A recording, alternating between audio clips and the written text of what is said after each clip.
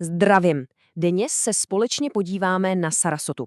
Je to město na západním pobřeží Floridy, které má takovou jedinečnou kombinaci elegantní atmosféry, fakt nádherných pláží a, což by člověk možná nečekal, i bohaté kultury. Tak se pojďme mrknout, co ji dělá tak speciální. A tahle krátká věta to vystihuje naprosto dokonale. Florida bez chaosu. To není jen nějaký slogan, to je v podstatě slib. Slib, že tady zažijete Floridu v mnohem klidnějším a takovém kultivovanějším stylu, než na jaký jste možná zvyklí z jiných míst. A co nás dneska čeká? Proletíme si, v čem je Sarasota jiná. Podíváme se na její slavné pláže, mrkneme na kulturu a dáme si i pár praktických tipů, které se určitě hodí. Tak jdeme na to. Tak jo, začněme tou celkovou atmosférou. Sarasoto si totiž často vybírají lidi, kteří chtějí ten pravý floridský zážitek, ale upřímně bez toho šílenství Miami nebo davů turistů v Orlandu. Je to prostě místo, které má úplně jiný rytmus. A tyhle body to jen potvrzují.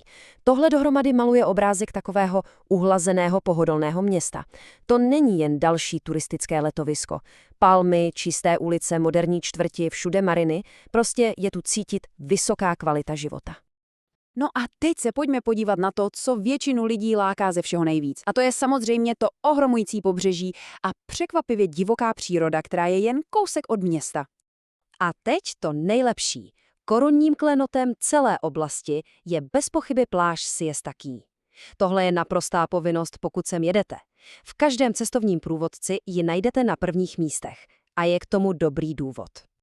A proč je tak slavná? Není to jen tak. Ten písek, to je něco neuvěřitelného. Je skoro jako mouka, úplně bílý a co je nejlepší, i v tom největším vedru zůstává na dotek chladný.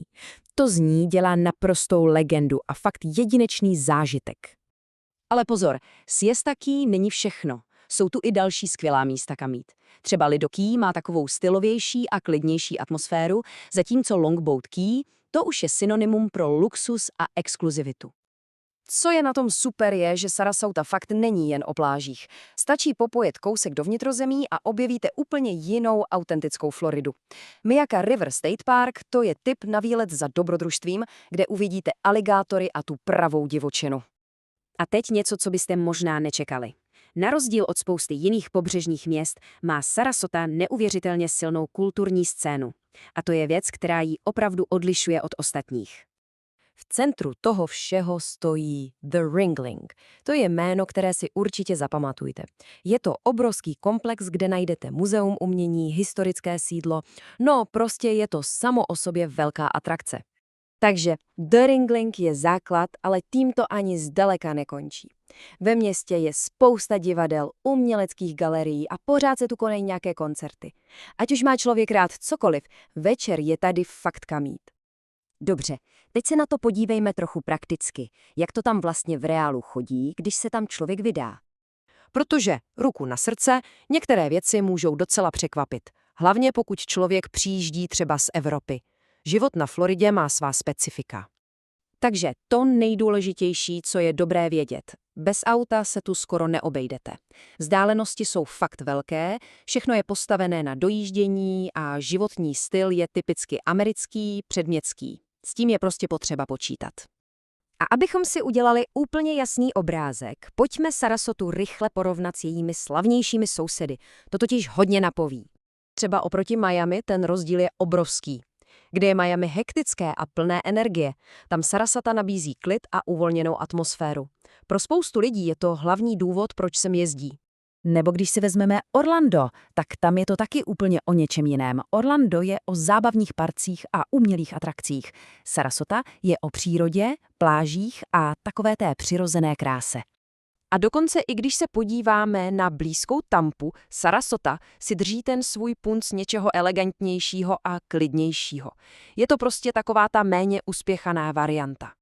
Takže potom všem se nabízí otázka, pro koho je tedy Sarasota tím pravým místem? Je to ideální destinace pro každého? No, řekl bych, že je jako stvořená pro rodiny, pro lidi, co pracují na dálku a chtějí klid, nebo pro důchodce a vlastně pro kohokoliv, kdo hledá takovou tu klidnější, prémiovější verzi Floridy, ale zároveň chce mít na dosah nádherné pláže a vysoký standard. Takže je Sarasota tou ideální Floridou?